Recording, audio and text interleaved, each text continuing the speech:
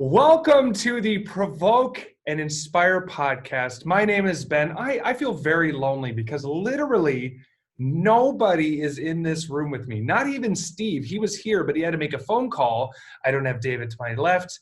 I don't have Kippy looking at me, sort of twitchy and all, and the things he does. But I do have David, but he's far, far away. Right, David? I am with you in spirit, Ben, and I'm with you in the virtual waves of the Heather Field. I like the location you picked. I assume you didn't tell anyone, but you're in New Zealand. You're suffering on behalf of all of us in New Zealand in the Southern Hemisphere summer.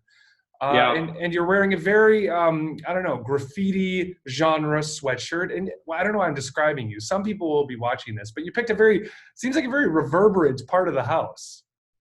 Well, it's the only part of the house that I do interviews. You know, I have know what I mean? I have certain parts of the house. By the way, I just got a text from Anya, and she said that Luke isn't here because he's rollerblading again with Nigel, and I don't know how to feel about that. Yeah, well, it's always difficult to tell your parents you're a rollerblader. Yeah. Right?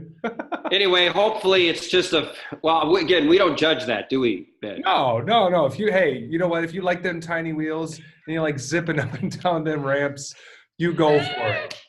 You know what I mean? Plus, his tiny seat does have an advantage to it. So there is that. There is that. Every time I speak somewhere, I always feel this renewed pressure to let people know what the purpose of this podcast is, because I can imagine, I get up on stage and there's a lot of people there and I say, you got to check out our podcast. And then in my head, I'm thinking, what if they actually do? So, hey, if you're new, if you actually have done that, if you've actually listened, welcome. Yeah. This podcast the purpose of it is calling followers of Jesus to radical faith outside of the church. That is our heart. That is the purpose. Yes, in the beginning, we blow off a little steam. We chuckle a little bit. We talk about things and such, but we will arrive like a ship meandering through the streams. We eventually reach the shores of goodness.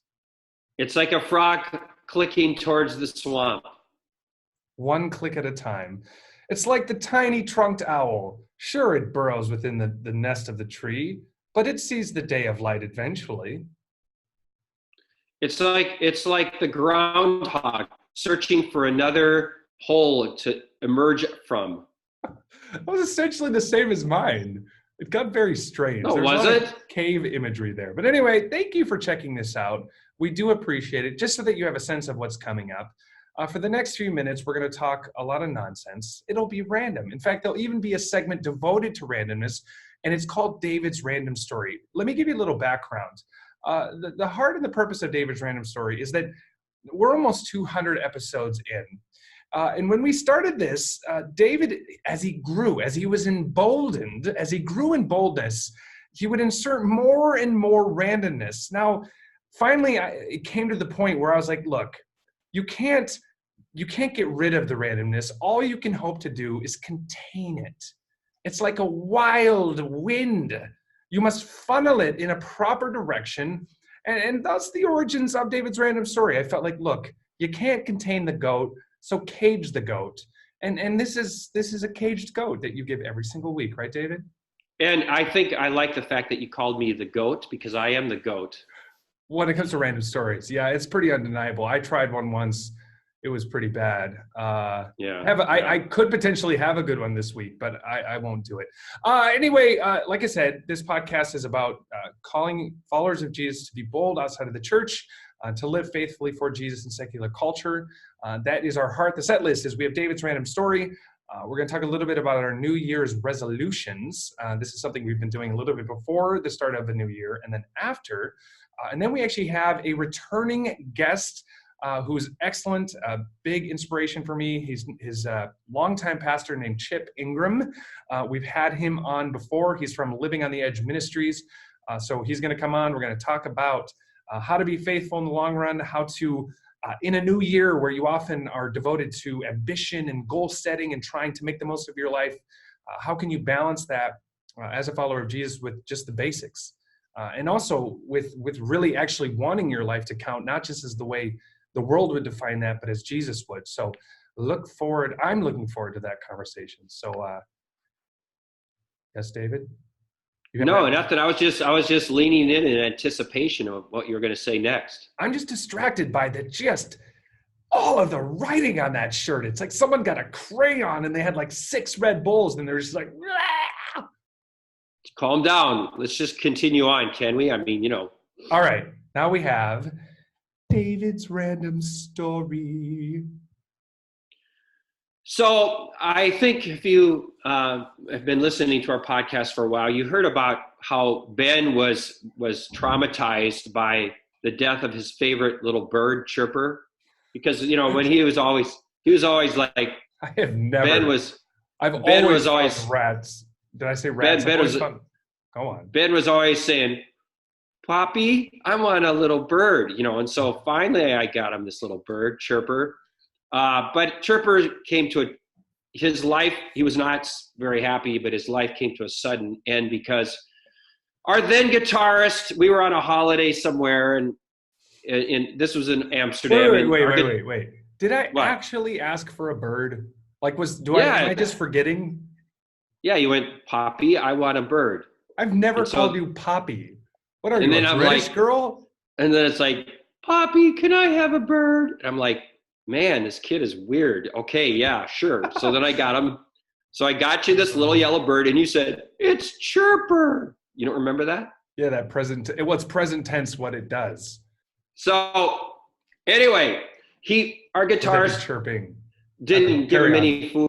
Our guitarist didn't give him any food or water while we were on holiday because he just kind of, he didn't do it on purpose. He just forgot about Chirper. All right. So then Chirper, I come back and Chirper's like the bottom of the cage, his feet up in the air. He's kind of dead, but he was happier, I think, than he was before. So it's not all bad. But then Ben was heartbroken because he didn't see that it was good for Chirper that he was gone. And so he's like, Poppy, can I have a hamster? And I'm like, hamster? What do you want a hamster for?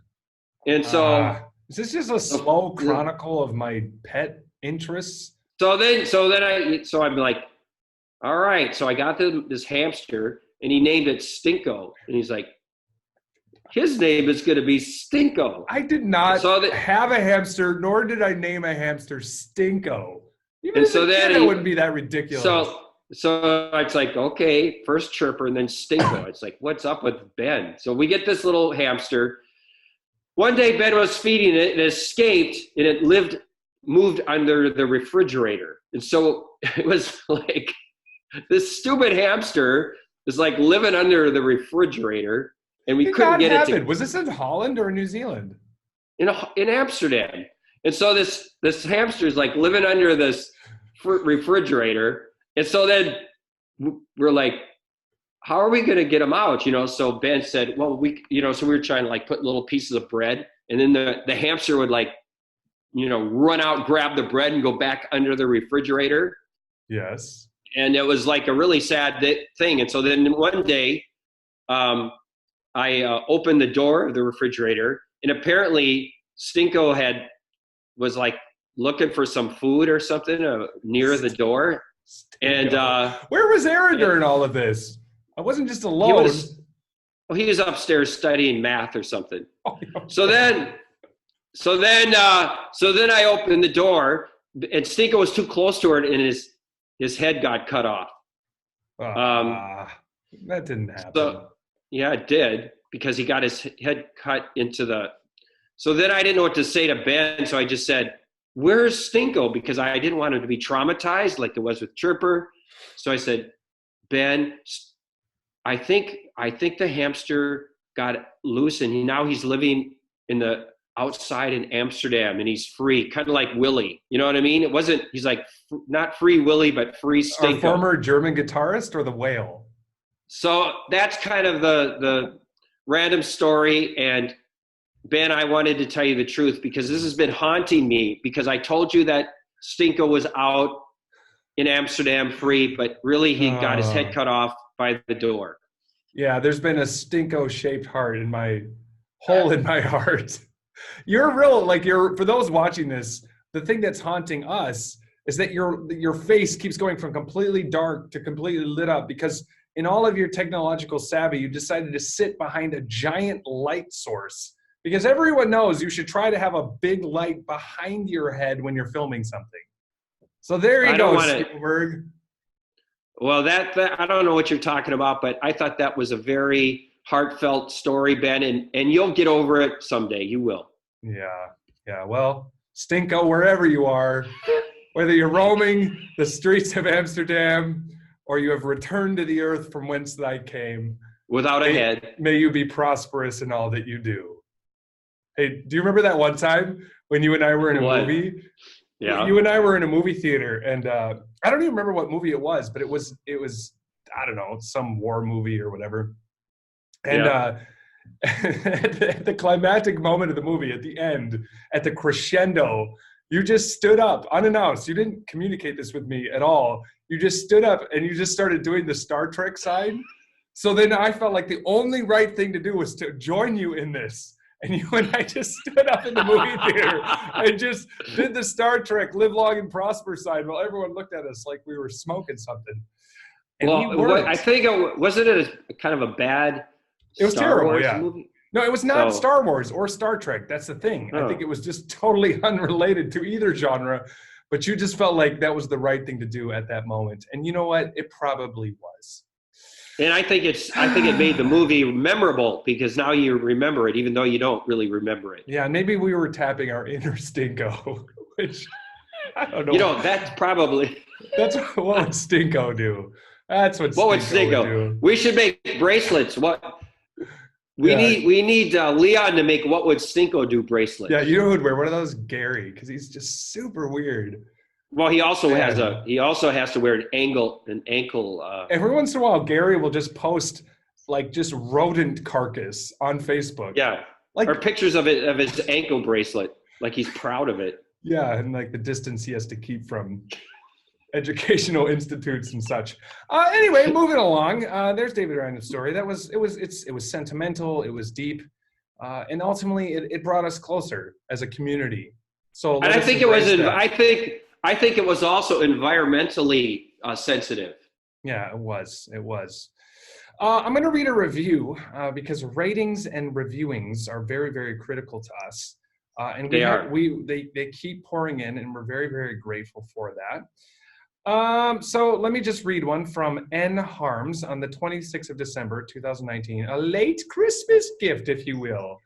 So we appreciate that. And he or she writes, this podcast has been a refreshing way to address the very relevant topics of our day from an intentionally biblical perspective. These guys are committed to remaining faithful to God's word and truth while hitting the biggest questions being raised by this generation.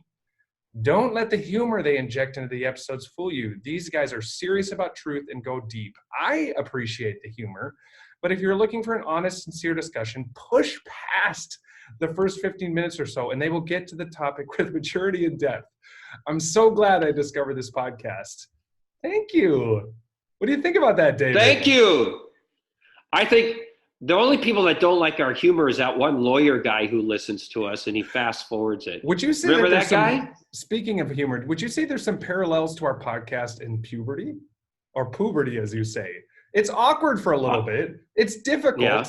You don't know what to do with it. But no, you don't. You're confused. On the other end of it, your skin clears, your voice drops, and you're ready for the day.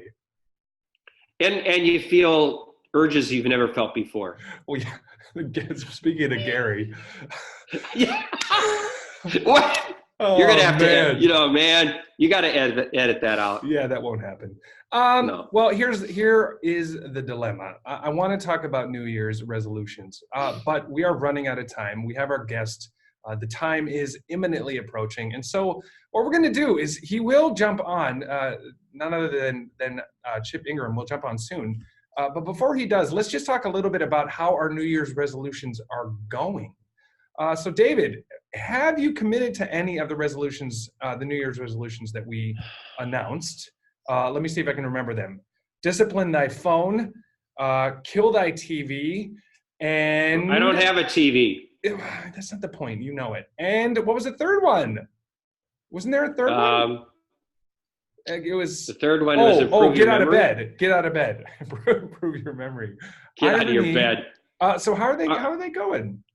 Well, I kind of have failed miserably, actually. I mean, okay, I am doing better with my phone, but I need to do better. But so in terms of kill your TV, and I don't think it's really kill your TV. I think you're talking about just being online or. Yeah, well, Netflix, remember the specific context of that was within the context of my personal relationship with my wife. We would end every night watching something, and I felt like this was kind of an impediment to our sleep, to our relationship, and just kind of a routine. I felt like I was a slave to it, so I wanted to kind of end. All right, so I have to confess to everyone that, and for those of you that aren't from the U.S., it might not be as relevant, but our football team, the Vikings, won one of their playoff games. It's an NFL game in America, and I have to say I've been just completely out of control watching sports stuff. I feel convicted, but somehow I don't know. I just been really messing up with that because of the Vikings winning. So hopefully I'll do better.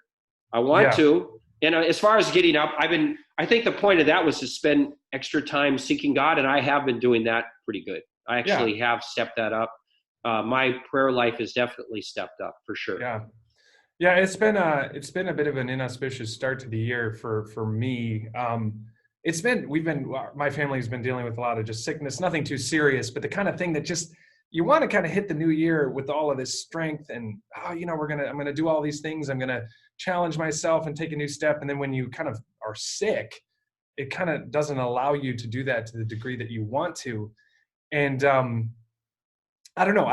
To be honest, my wife and I have stuck to the media fast at night. We have not watched anything at night in the last 7 days. Wow, that's awesome. Yeah, it's been good. Although, I got some stuff to talk about related to that. But I think I want to just say a couple of things. I think the first thing is being sick, not seriously sick. I know there are people who deal with serious stuff. Being sick, it just reminds you that being productive matters, making goals, setting goals. But man, we are so dependent on God. We are so fragile and weak.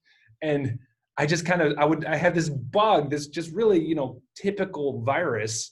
And my motivation is down the tubes, my abilities, my energies. And I guess it was an interesting way to start the year for me because I was not able to hit the ground running the way I wanted to.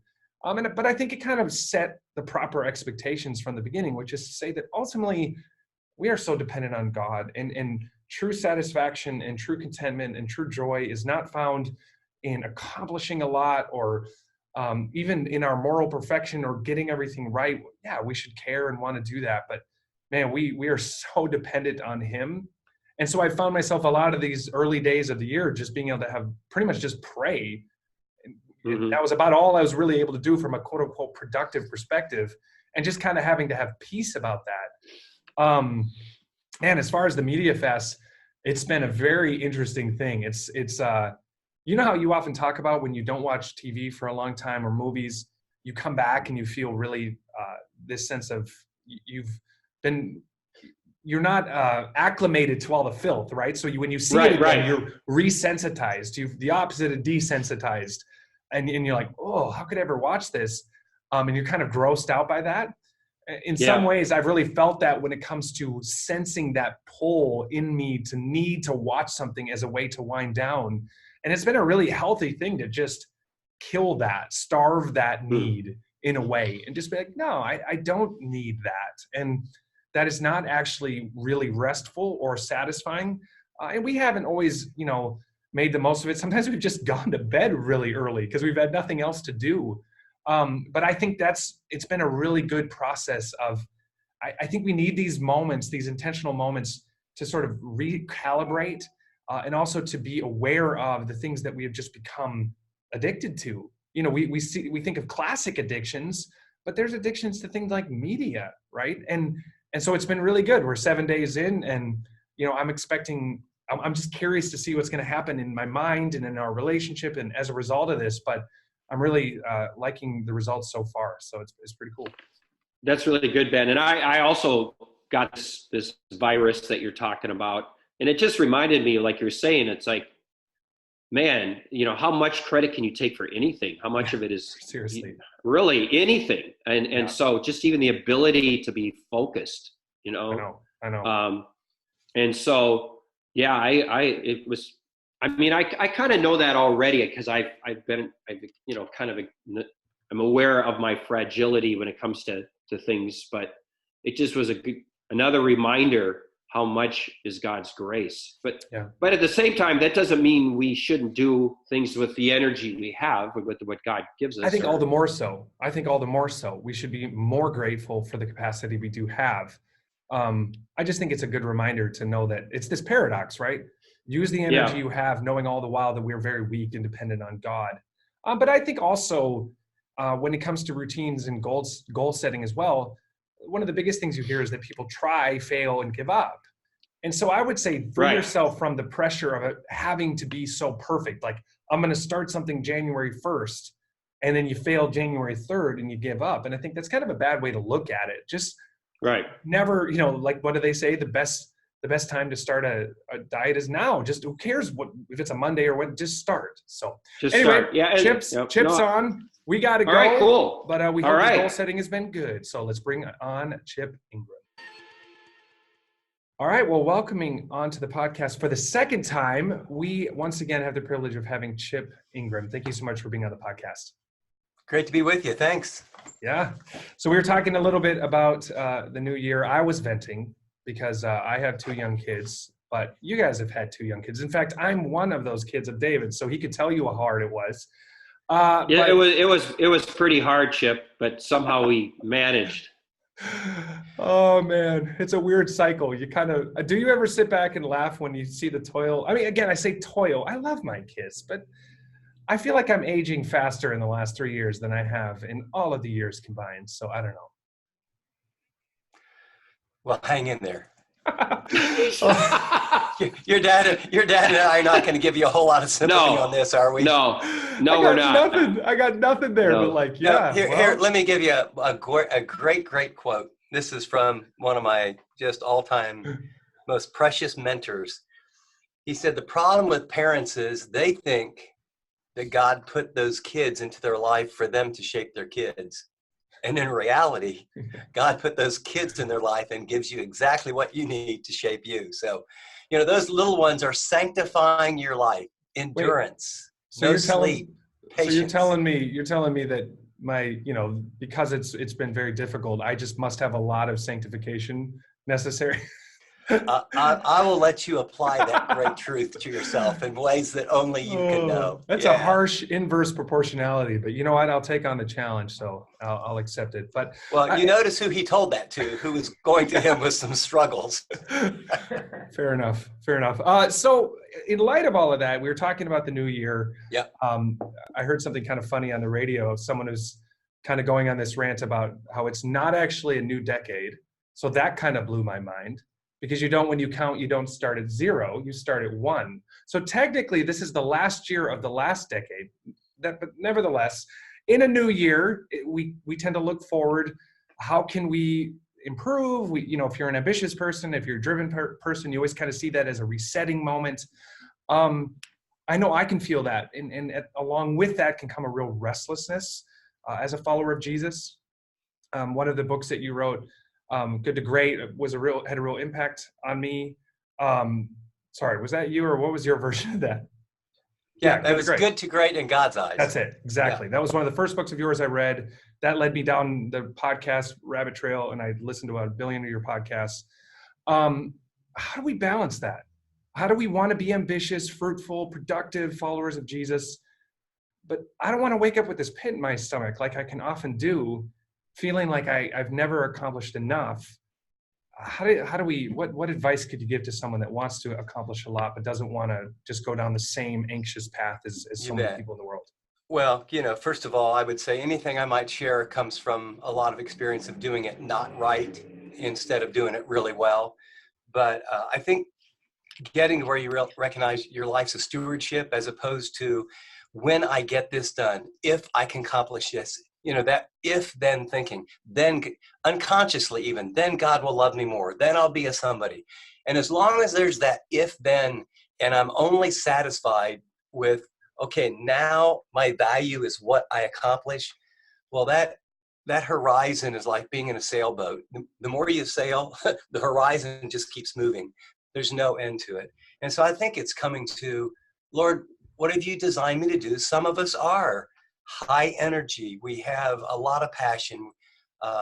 There's people that are laid back. There's people that are made to comfort, counsel, encourage others. Some of us are made to lead and blaze a trail. I don't think we should apologize for that. I just think we need to recognize there's certain dangers, and there's a dark side to our greatest strengths. So I think with that, then having counsel around you, I've learned over the years that I don't, make commitments about my schedule unless I talk about to my wife. I just think there's an inbuilt, I'm not sure we'll ever graduate from it until we meet Jesus, where somehow accomplishing more makes us a better person versus I'm a steward. God, what do you want me to do? I want to do my very best to do that. So I'm still on that journey. Yeah. For me, it's always a line where doing things for Jesus becomes more important than knowing him. Yeah. And, I've been at times where God has just really had to bring me back to that and like, okay, I'm sorry, Dad, that I've been making that the goal. And something my father told me was doing things, you're really doing something for God when nobody else knows about it. That's real service to God. And I live in such a public ministry as you do, and Ben, my son, and my other son, Aaron, and the rest of our leaders. And I just think, wow, it's so hard to do things for God with a real pure motive. Often he shows me my heart, and I think I'm doing it to glorify him, but it's so much of selfish ambition, Yep. And that to me is a real struggle, and especially when you live in the day when you got to send out all these, we send out a lot of videos and newsletters and, to our supporters. And I think, man, am I going to lose my reward in heaven because of this? This is stuff I struggle with. Yeah. And I think that premise of, we were talking just before we got on the podcast, and I was asked, how's it going? And I had a real sweet, for me, it's about 3.5 weeks of really, I was traveling. And I think the being coming before our doing, and part of what's made it good for me is I've thought through the year, I've put in sort of what are the big things I'm going to be committed to? What are some big things I'm going to do with my wife? I've read, journals. I'm not saying everyone needs to write a journal, but I'm a verbal processor. And so sometimes it's harder to lie to myself when I see in print, oh my gosh, that's junk. That's not true. Or to actually write down, God, I was so arrogant in this moment. I did. Yeah. There's something about seeing it that for me helps. And I think I don't know that our motives will ever be 100% pure. Probably never. Or if so, we don't know it. But I think it's making time with God and knowing him. When you look at your schedule, it reflects that's what's most important. Interesting. And arrogance has a way of hiding, doesn't it? You don't even know. You don't even know it's there.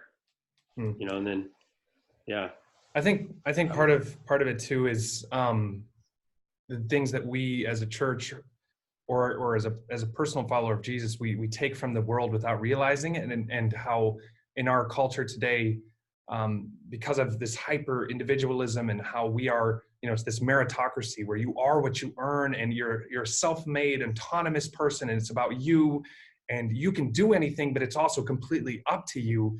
And I read this quote recently from a French philosopher, Alain de Botton, and he said, it's now an embarrassment now to be merely faithful and not successful. Just to be faithful is now not a cool thing anymore.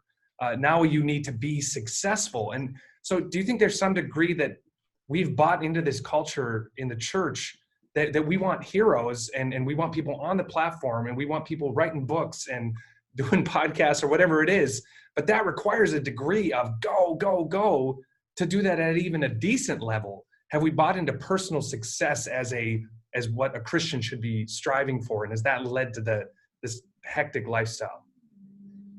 I think we more than bought into it. I think we've jumped into the deep end. And I mean, I don't mean this critically. It's, I've been sort of traveling around and meeting an awful lot of people and seeing a lot of ministries here and other, like you all, many places around the world. And there's times where I'll be in a green room or I'll meet someone and it'll be like, wow, that was so refreshing. They didn't tell me what they've done, how many of this, how many people got baptized, how many followers they have. There was an authenticity and an innocence and a naivety, a freshness in what you realize was, why am I surprised at that instead of thinking that's the norm? So I do. I think we've bought into bigger is better. Size makes, I think we have churches. And again, I think what your dad said, motive is pivotal because, a mega church will spend well over $1 million on sound and lighting, well over $1 million. And on the one hand, you can say, what could we do with that $1 million? Well, if you turn back the clock, you can see cathedrals to the glory of God, with gold inlaid or stained glass that were built as a monument to this is the greatness of God.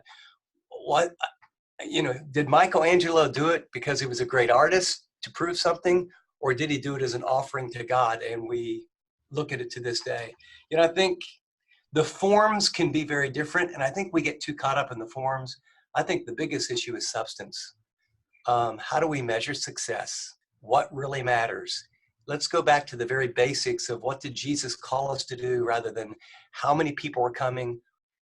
I've always asked what kind of people are leaving the church rather than how many.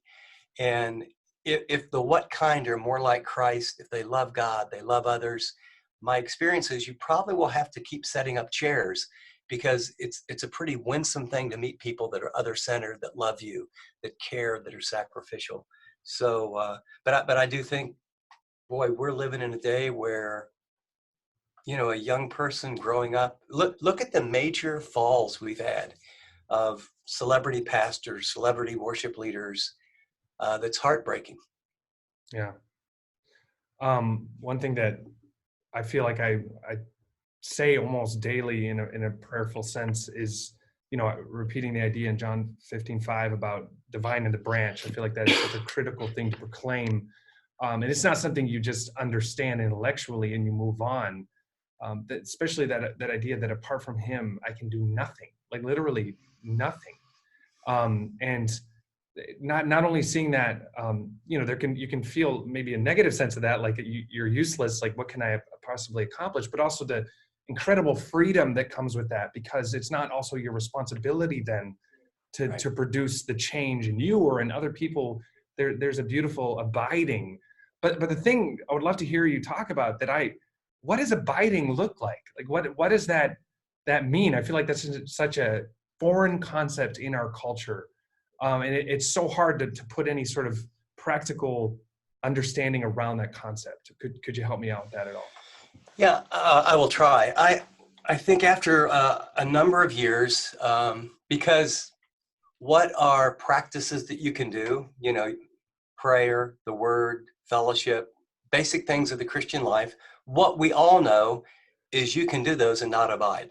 I mean, the Pharisees were fasting, praying, had many of them the entire Old Testament, or at least the Pentateuch, memorized.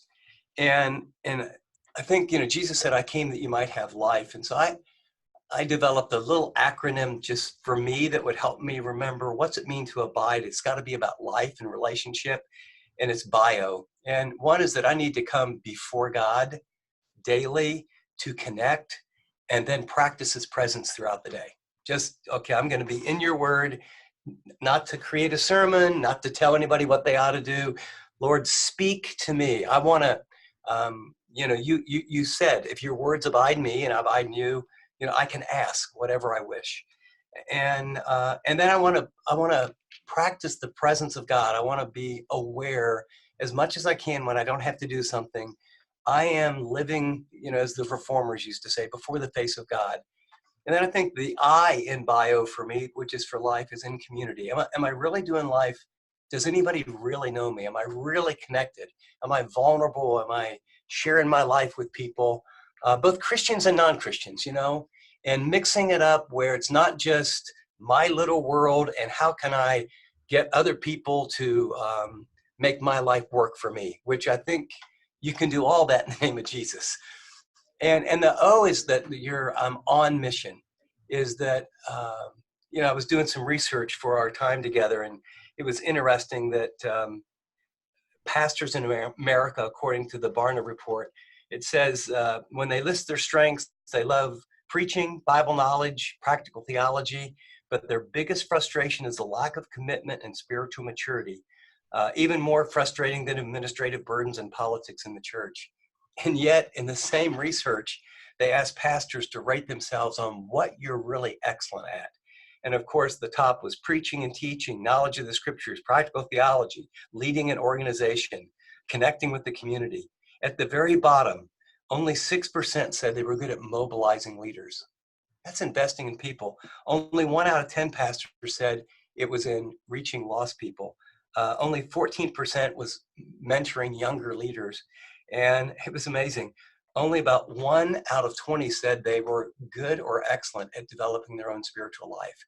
So I think what you're seeing here is that we have a system that's developed that becoming famous or being successful becomes a substitute for what it really means to be a follower of Christ.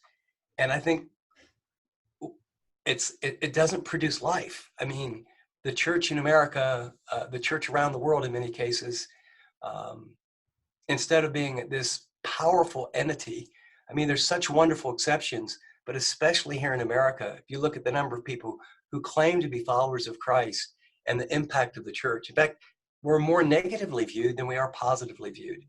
And I think it's tragic. But I think at the heart of it is we've redefined success according to what you've said. It's about how many people come, how many followers, I mean, literally, what are people saying on Yelp about our church? As opposed to when Jesus looks down from heaven, what's he saying about the church? Yeah.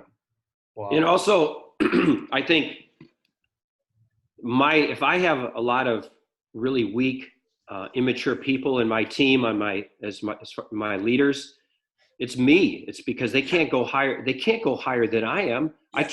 I can't give what I don't have. How can I talk about being a radical follower of Jesus if I'm not a radical follower of Jesus? And if I have this kind of really safe life and I speak on Sunday, I play golf on Monday, what I mean? Not that you can't play golf, but the point is you can't give a radical call to someone if you don't know it yourself.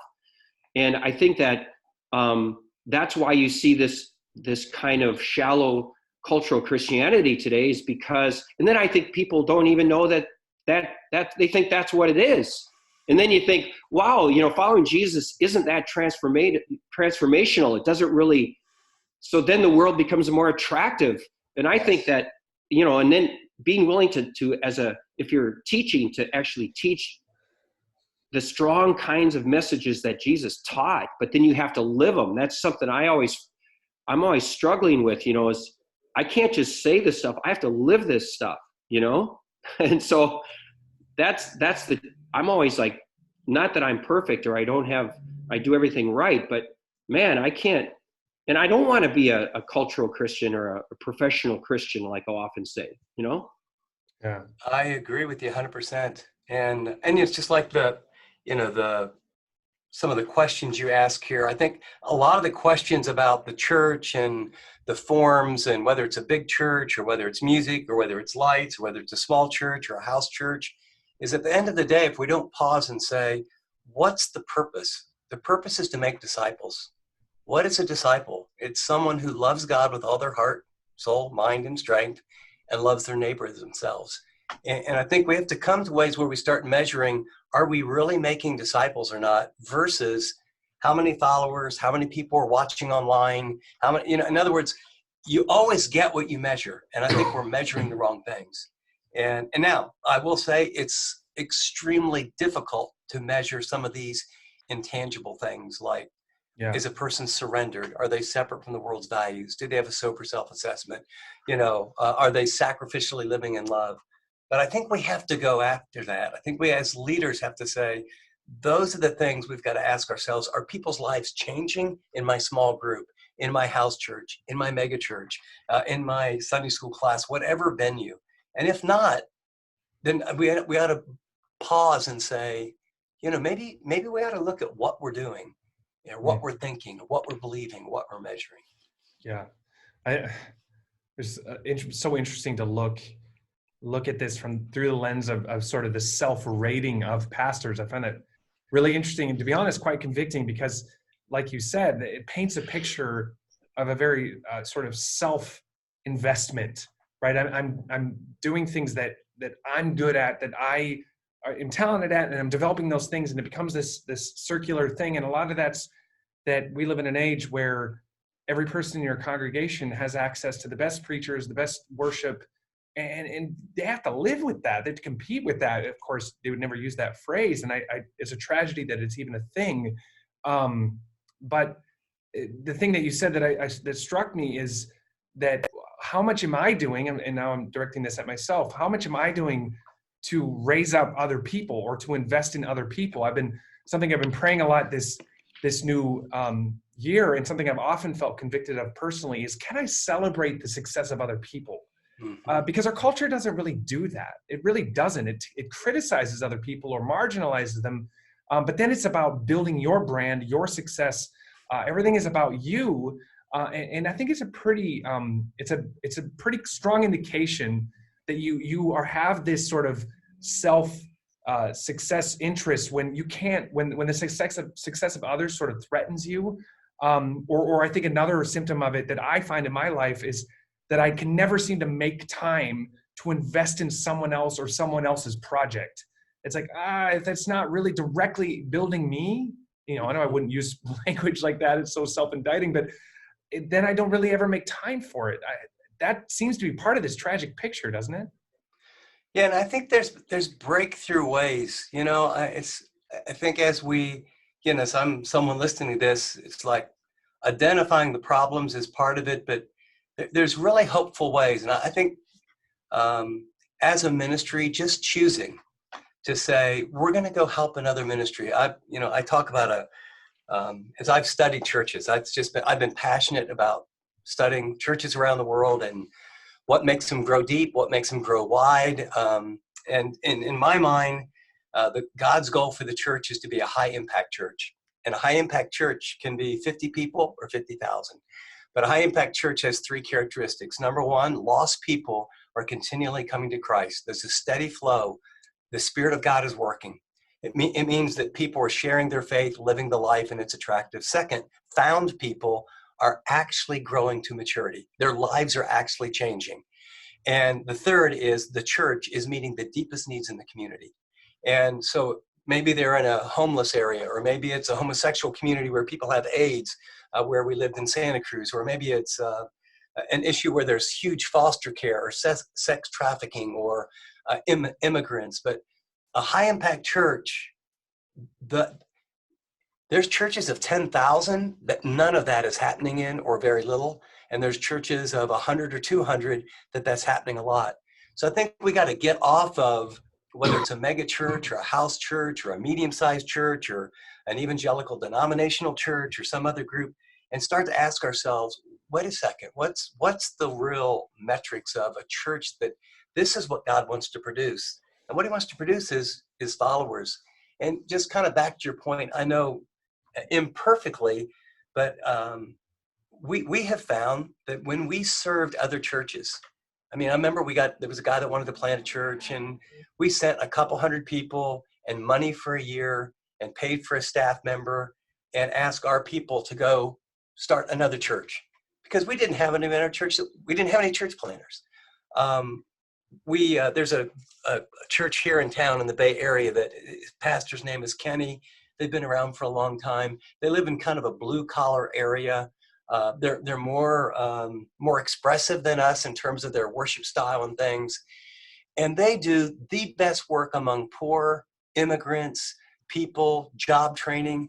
You know, the church that I go to is located in Los Gatos area. It's the foothills. It's where executives at eBay and Microsoft and, you know, leaders in Google and all that. Well, there's not a lot of homeless people in that area. And it was just, but to your point, what mobilized our staff in our church is we took a big chunk of money and we gave it to Kenny because we wanted to help the poor and the marginalized. And then as a staff, we went and spent a couple days in their food bank, actually rolling up our sleeves. And there's something about doing that at their success that does something for the leadership and does something amazing for your church, that the church could say, look what that church did. That church is doing what we couldn't do, but we got to help them. And I think that's true of us as leaders. I think it's, you know, I'm sort of the 3x5 card nut is I literally had this little card where I wrote down, God, will you give me a chance each and every day to do something for someone else that's out of my way that promotes what they are about rather than me. Mm-hmm. And, you know, it's just a tiny, sometimes it's a cup of coffee. Sometimes it's stopping and maybe helping another pastor, but there's something powerful about getting outside ourselves, because I don't know until Jesus comes if we're ever going to be able to break out of the me-ism that we all are going to have to some degree. Yeah. Yeah, it's tough. David, I know you often would talk about that, even in people coming and going within the context of the ministry is, you know, is holding on to them loosely, not having this sort of, when it comes to creative ideas or when it comes to people or resources, just having a very open hand about it and blessing people and releasing people and releasing God's faithfulness even in doing that. How do you all do that? Because your ministry is much more itinerant. You know, you travel around and you're doing these, you know, incredible, you know, I don't think it's a bad word. They're a show, you know, yeah, first, you know, people, and then God really begins to work in that. How do you, I mean, you're serving cities and youth. How do you do that in terms of as individuals in an organization? In terms of releasing people or in terms of pushing and supporting something other than ourselves? Yeah, kind of both. It's a challenge. I mean, I could speak corporately, but I could speak individually. I think for me, because I do a lot of speaking, because of a lot of the opportunities that I get, I think it becomes very easy to want to funnel those all through a lens of, you know, what is a big high profile opportunity that's really going to serve my needs? You know, it's like the cool opportunity, or it's the big crowd, or it's going to lead to X, Y, and Z. And I think consistently God will give me opportunities and put me in situations where I just, you know, I'll be kind of like wrestling with it in my flesh and feeling frustrated maybe with the opportunity. And I'll really feel the sense of conviction that God says, no, you are going there for no personal gain. I want you to bless these people. I want you to serve them. I want you to pour out what I have shown you to them. And that's it. No, like, and then there's been times consistently I can think of, even recent times, where I have to fight with that pride that's so built into our culture that says if it's not a high profile opportunity that's going to serve me, then it's not something I'm willing to do. I think that's a really big part of it for me personally. I don't know what you would think, David.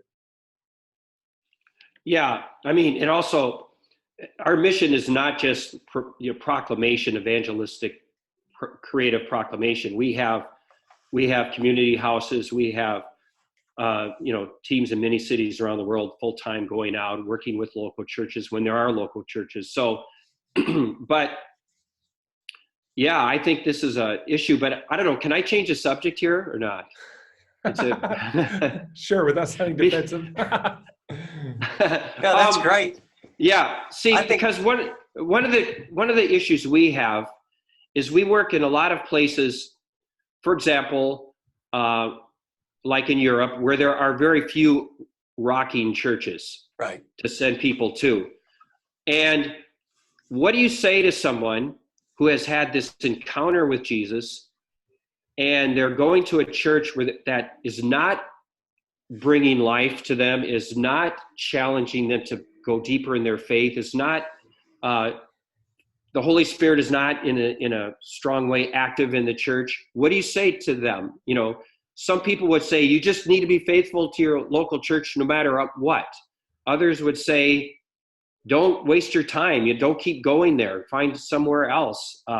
What do you say to that? Because this is a huge problem that we have, is finding places where people can go and be fed. So what would you say? From my experience here and around the world, I would say, you know, there are some people that have a very clear calling to be in, I would call them challenging environments, that they're mature, they're strong. I won't name it, but there's a denomination that we would be probably surprised if there's many born again believers, and yet a clear calling. I'm called here every, you know, like the guy told me, every Sunday. What I know is 90+% of these people, they're religious, but they don't know Christ. I'm called here. I think that's one thing. Chip, you shouldn't talk about Baptists like that. I mean, come on. I think it's a little harsh, dude. Well, I will confess that it doesn't happen to be Baptist, but I'm sure there's Baptist churches that could qualify everywhere. But I think in general, I'm going to encourage people, you know, give it your very best effort, but you have to be, and you know, think of the parable of the seeds and the soils. Good seed, the word of God in a good heart, needs to be in a positive environment. And that's an environment where the word of God is taught and believed with authority. That's an environment where there's a desperate dependency that evidences itself in prayer. And that's an environment where there's a missional focus to sacrificially give our lives for the life of others. And if you aren't in that kind of environment, you will never become the kind of Christian God wants you to become. I have this little, when I teach on kind of church health and church growth, I have this picture, and the little phrase is, the right seed in the right soil in the wrong environment can never grow. And I take a little plant, you know, and it's really healthy, and it's in this little pot that's, the soil is good, and then I show it in a picture of like the Mojave Desert all around it. Certain plants can only grow in certain environments. There's certain trees that can only grow in high altitudes, certain kind of plants only in a rainforest. Christians need a certain environment to thrive and grow and reproduce. And so I encourage those people to, you really need to pray, and then you need to ask God and pursue it. And I would say in some situations, you know, they may need to become a church planter and find some other people with a common heart and say, this has always been a tension with me, because I so want to honor the church, you know, corporately. I really want to honor other pastors. I never want to be judgmental. But what we found with Living on the Edge, and we had all these people who listen, is a number of them weren't in places where they were alive and growing.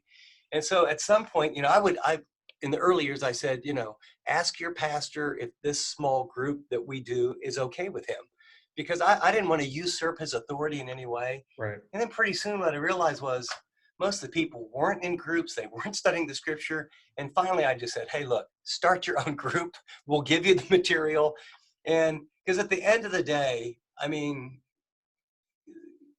not to be heretical here, but maybe we have got this picture of what the church actually is in such cultural little boxes about the way we think it's got to be. I'm sort of when I look at the world today, give me 10 or 12 or 15 or 20 people, and they can meet in a living room or a coffee shop, that are passionately following Christ, that are coming before God, that are doing community and wanting to reach everyone around them. I think God will develop leaders. Now, I long for that to happen in a church that has appropriate structure and leadership and doctrinal controls. But when you look at the first 300 years of the church, it was a very decentralized house, organic movement that really wasn't until like 313 AD with Constantine and all the rest that it kind of got more formalized. Now, there were downsides to that. You know, there were heresies and stuff, but it was pretty amazing when people are on fire for God, how God will develop leadership. Chip, we so appreciate your heart and your willingness to speak to our people and into this specific topic. I'm sorry, but I just got a text from Nigel, Chip. Yes. And he said that he loves all the stuff. He's read all your books and stuff, and he wants to know if he can ask you a question. Sure. He wants to know, what do you think of the RLIUA project? The RLIUA project. Tell Nigel, he's so much more informed than me. I have no idea what that is. It's releasing lions into urban areas. Are you for it or against it? Because he wants to know if you would help him with this. Well, I don't know what it's all about, and I don't know. Is this a metaphorical lion? No. It's about literally releasing lions into urban. For example, let's say you're in New York City, all right, and you're walking through Central Park, and you're going, "Hey, where's Billy?" And then you go, "I think a lion got him." And so he thinks if there was actually lions released into city parks, people are bored today. They don't feel like they have any meaning. And he feels like it would help them to have meaning, and it would also make going out a lot more fun. Plus if you're always wondering fervently. It would increase, people who know God, it would make them pray more. People who don't, make them question life. So this is his thinking, and he's not getting a lot of support. I think AOC is behind it, but I'm just wondering if you would support this. Being that you're from California and everything. Well, being from California, and our great love for animals, I can see why Nigel might want to tap me on this, but I think this is such a revolutionary, and possibly amazing idea. Game changer, I think. I need to, maybe fast and pray for 3 or 4 years before I can give an answer that would be worthy. Tim Keller. I don't know. I usually, this could actually bring the unity that we all desire around the world. We got running together from lions. Yeah, we got a political answer from Tim Keller too. So I'm not surprised you didn't give us just a straight shot there. Yes or no is what we were looking for. We didn't get it. Sorry, Nigel. No one will get behind you. As best you try. Anyway, I gotta end this out of respect for Chip, for mental sanity for all concerned. Thank you for listening to the Provoke&Inspire podcast. We hope you enjoyed it, and despite the ending here, we hope you valued this conversation. And we'll talk to you next time. Peace.